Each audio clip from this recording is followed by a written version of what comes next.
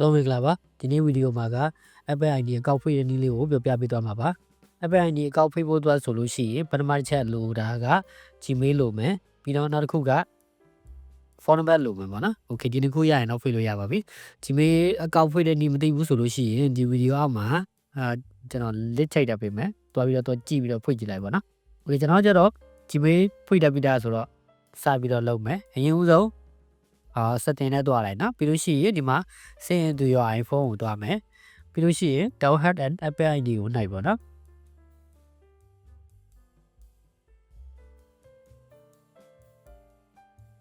ဒါဆိုလို့ရှိရင်နာမည်အသစ်လောက်မယ်နော်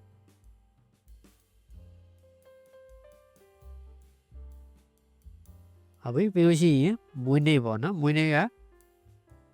ကိုတက်ဂရိတ်ကိုထည့်ပါတော့အမှန်ထည့်ရင်တော့ပိုကောင်းတယ်နော်ကျွန်တော်တော့ဗီဒီယို tutorial လောက်တယ်ဆိုတော့ဒီတိုင်းပဲထည့်ခြင်းတဲ့ဟာထည့်လိုက်မယ်ပြီးရင် email address ပေါ့နော်ကို email address ကိုထည့်မယ်ဒါဆိုလို့ရှိရင်ကျွန်တော်ခဏ Gmail ဖွင့်ခိုင်းနေတယ်နော်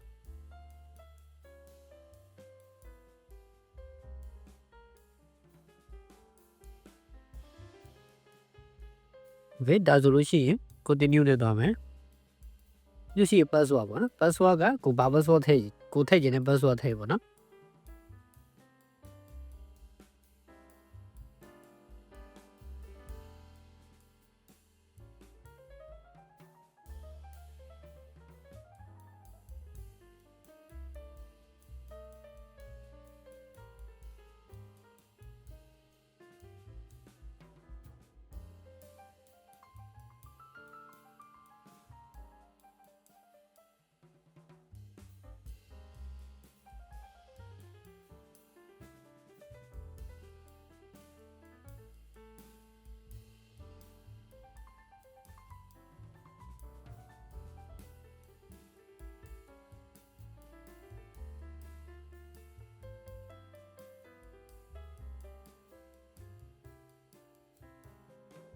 โอเคဒါဆို password နှစ်ခုထည့်ပြီးသွားပြီဆိုလို့ရှိရင် continue ကိုနှိုက်ရမယ်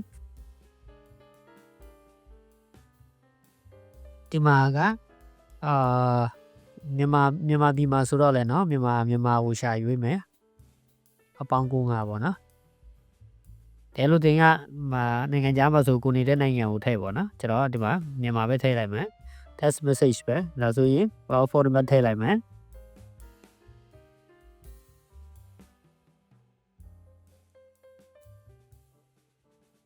ပြီးလို့ရှိရင် continue နဲ့နှိုက်လိုက်မယ်โอเคဒါဆိုလို့ရှိရင်ကောက်ကြမယ်နော်โอเคဒါဆိုကြလာပြီကြရတဲ့တန်းသွားပြီပြီးလို့ရှိရင် I agree ကိုနှိုက်မယ်ဒါဆို sign in ပြနေပြီနော်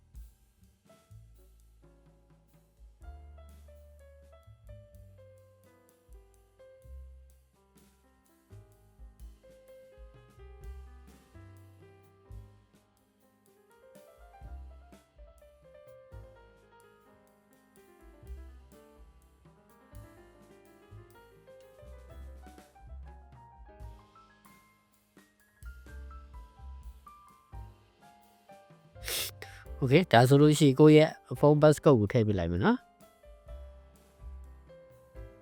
sign in လုပ်နေတယ်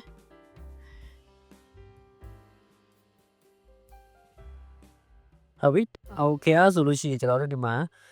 ဒီ email ကို reply လုပ်မယ်နော်ဆိုလို့ရှိရင်တစ်ချက်နှိုက်လိုက်မယ်ပြီးရင် send code ပေါ့နော် okay ဒါဆိုဒီ email နဲ့ကောက်မတက်ကြရေပေါ့နော်ကျွန်တော် Gmail ကကျွန်တော်ဒီ iPhone ထဲမှာမထားတာဘူးเนาะအပြင် Android မှာအပြင် Android တစ်လုံးမှာကျွန်တော်ထားရတယ်ဖြစ်တဲ့ကြောင်ကျွန်တော်ဒီမှာချက်တက်ကြည့်လိုက်မယ်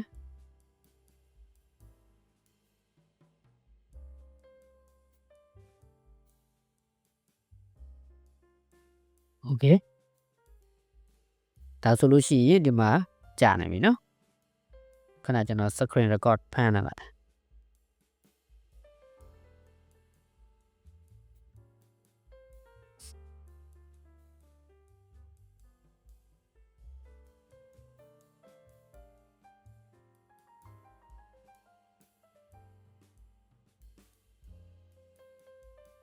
โอเคဒါဆို Gmail မှာကောက်ကြပြီပေါ့နော်ဒီမှာ Gmail ဒီမှာပါ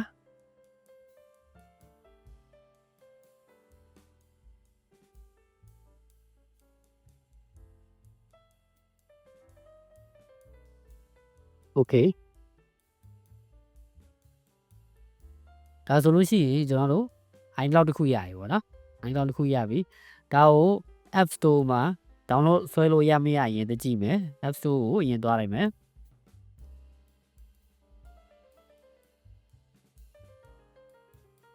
ဟိုမှာတစ်ခုပေါ့နော် Facebook ပဲဖြစ်ဒီမှာ get ကိုနှိုက်မယ်ပြီးလို့ရှိရင်မ install နှိုက်ပြီးကို password ကိုထည့်လိုက်ပေါ့နော်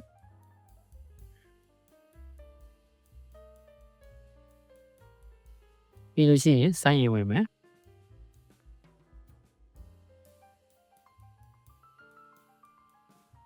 ဒီလိုမျိုးပေါ်လာလို့ရှိရင်ကျွန်တော် review ကိုနှိုက်မယ်နော်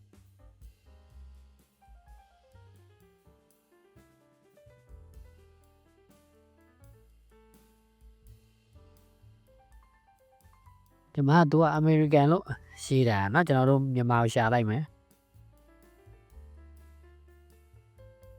မြန်မာကိုရွေးပေးလိုက်မယ်ပြီးလို့ရှိရင် agree to terms and condition ကိုနှိုက်မယ်နော်ပြီးလို့ရှိရင် next နဲ့သွားမယ် okay ဒီမှာ first name last name ပေါ့နော်လမ်းနာမည်ကတော့အဆင်ပြေတယ်လို့ထည့်ပေါ့နော်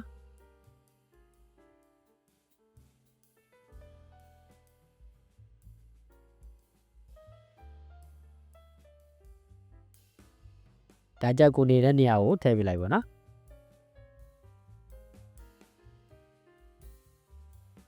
โอเคဒါဆိုလို့ရှိရင် post code ပေါ့နော်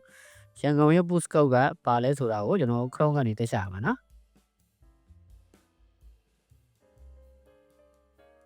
ဒီမှာကျတော့ကျွန်တော်ဖုန်းနှလုံးသုံးပြတာနော်ကိုယ့်ကိုရှာရင်လည်းရှာလို့ရတယ်ဒီကရန်ကုန်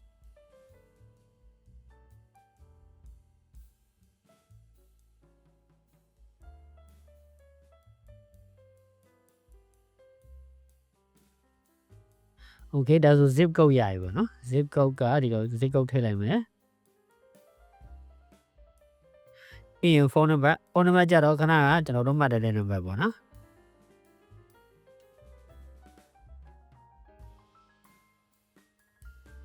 โอเค done နိုင်လိုက်ပြီးလို့ရှိရင် next နဲ့သွားလိုက်ဒါဆိုလို့ရှိရင် Apple account completed ဆိုပြီးတော့ပြပြီเนาะဒါ continue နိုင်လိုက် continue နိုင်လိုက်ပြီးဆိုလို့ရှိရင်ကို down ညင်တဲ့ဟာကို down လို့ရပြီเนาะဟိုမှာဒီမှာ camera design ကို down လိုက်မယ်password ရရမယ်ပြီးလို့ရှိရင် sign in နဲ့ဝင်မယ် okay ဒါဆို down နေပြီเนาะ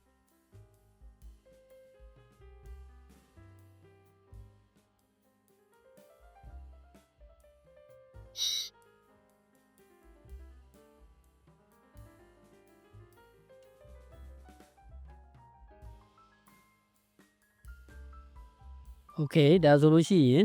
ကျွန်တော် Apple ID account တစ်ခုအောင်မြင်စွာနဲ့ဖွင့်လို့ပြီးသွားပြီပေါ့နော် Apple ID account တစ်ခုရပြီပေါ့လောကူကူပါပဲဘာမှမခက်ပါဘူး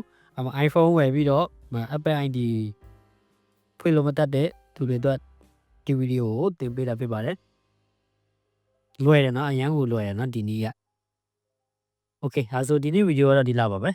အဆင်မပြေတာရှိရင် comment မှာပြောခဲ့ပေးပါအားလုံးကိုကျေးဇူးတင်ပါတယ်